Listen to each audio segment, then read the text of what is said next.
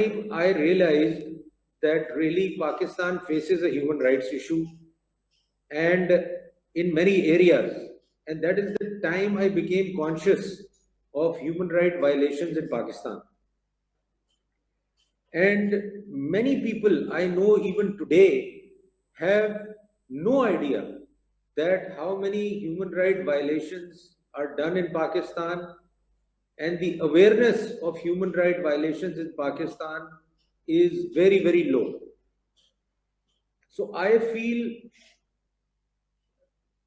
the day today that it is an International Human Rights Day, I think we should find ways and means how to inform people of what human rights violations are. Because another thing interesting, I realized that people don't know what are human rights violations and what it means actually.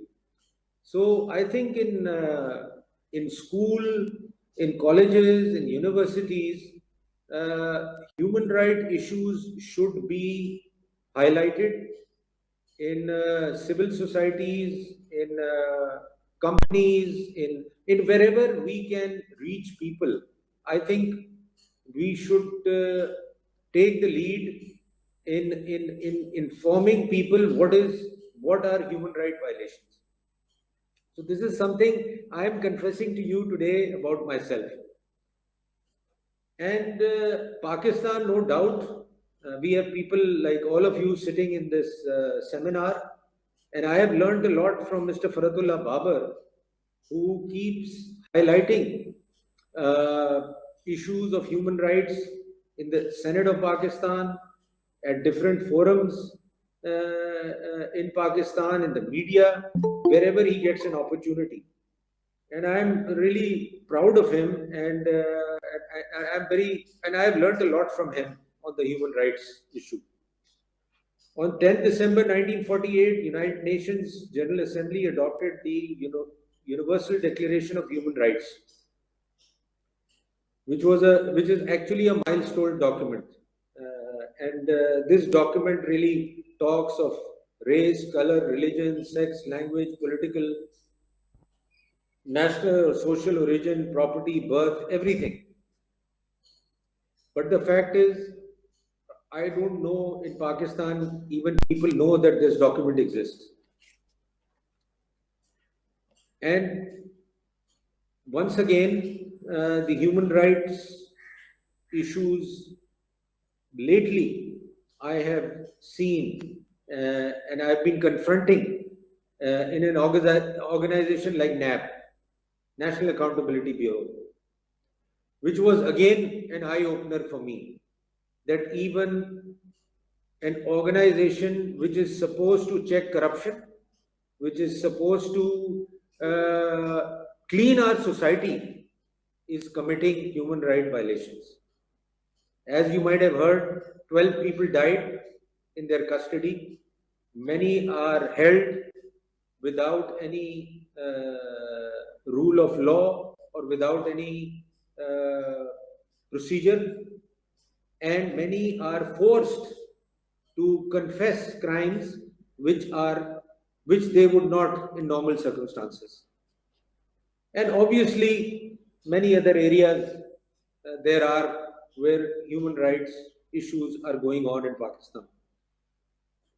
But people like us who are in the parliament, people like you all who are in the civil society, people like professors, teachers, all the people who can convey the message of human rights must do that.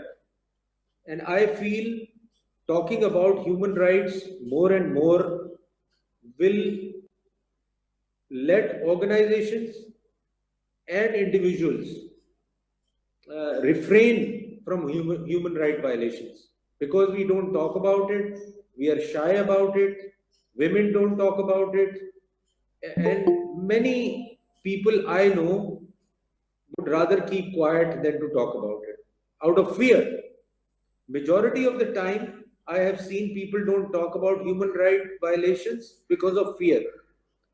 And I feel this strength can be given from all of you who are present here and everyone who is in position to encourage people to come out and talk about human rights violations. Pakistan we have participated, joined every forum there is in the world. And today also I saw the foreign minister saying that we are part of all human rights organizations and we support all human rights organizations which condemn human rights violations. But at the same time, human rights violations continue in Pakistan every day. So I guess we don't want to talk about it. We turn our eyes away from these violations. We are scared to talk about them. We are scared to talk about the people who commit human rights violations, which encourages human rights violations in Pakistan. So I feel a gathering like today, an event like today, should not be the only event, and we should not be celebrating it or recognizing the human rights violations today, but we should also continue to talk about it wherever we can. And I encourage all of you who are here to please talk about human rights violations, encourage people to talk about human rights violations. Now, there's some things that are given to me which I would like to mention today. That nationally, Pakistan has instituted wide-ranging, people-centric policies, measures supported by our constitution, progressive legislation, administrative reforms, and institution building. And our actions are particularly aimed at the disadvantaged people of seeking to reduce inequalities and expand accesses to education. Many people tell me this, sir, you all pass legislation.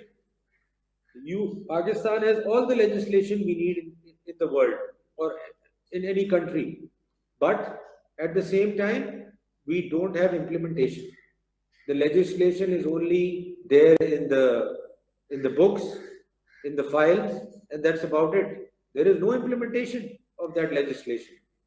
Nobody even talks about the rights of the people, the implementation of the laws, and the ones who are not implementing these laws, which are, of course, organizations, government organizations, agencies, all the people who are supposed to stop human rights violations. And I feel they should realize that not implementing the laws made by the Parliament of Pakistan is a violation of the Constitution of Pakistan, and they are conducting these violations by not stopping these human rights violations.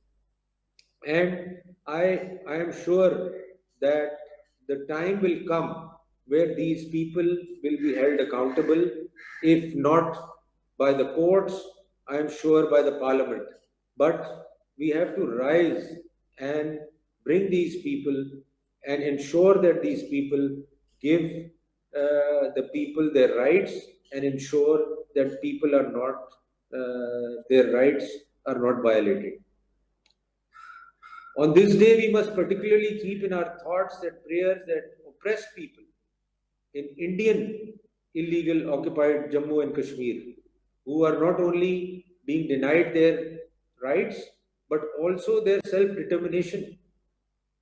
We always talk about this and we will continue to talk about this, but at the same time, there are people who are being denied rights in Pakistan, who are being tortured, and especially I talk about the invisible people. People have written books on invisible people. We have had seminars on invisible people. Who are these invisible people? And what are these issues? On August 5th, 2018, these people were enduring the worst form of rights violations. Their suffering has increased manifold during the global pandemic even. So I feel like the UN Charter, like the international laws, our own laws, Geneva Convention, uh, India is violating all those, and we keep condemning India. But at the same time, they are being violated in Pakistan also. So we need to condemn the violations being done in Pakistan also, not only that the ones we are aware of. I feel that we should further take more actions which which are seen, not only spoken in these seminars, not only discussed between the human rights activists or people who really follow human right violations. And some actions I think we should propose today. And all of you, I would like you to guide us parliamentarians and tell us how we can take such actions that can help people of Pakistan to uh, to be saved from human right violations. So I would like to again thank Mr. Asif Khan for inviting me, and I'm not sure I've been able to convey what I have seen or what I feel, but I've tried my best to put my point of view across.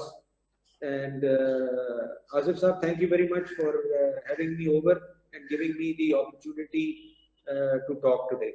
Thank you. Thank you.